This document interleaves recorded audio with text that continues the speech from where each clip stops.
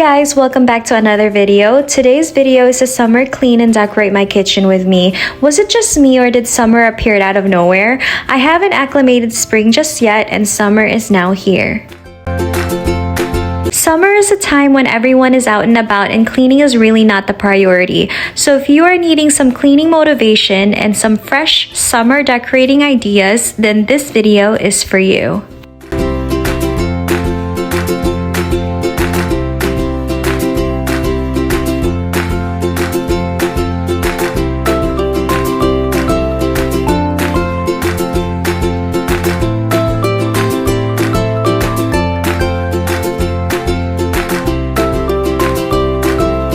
Here in Arizona, with the high temperatures this summer, it is a must to have ice for your drinks, super handy at all times to cool you off. I am so excited to collaborate with my friends from RW Flame with this amazing ice maker machine. This machine is super easy to use. The ice maker machine is equipped with a smart LCD panel. Any function can be solved in the self-explanatory control panel. The visible window allows you to monitor the ice making process at any time without opening it.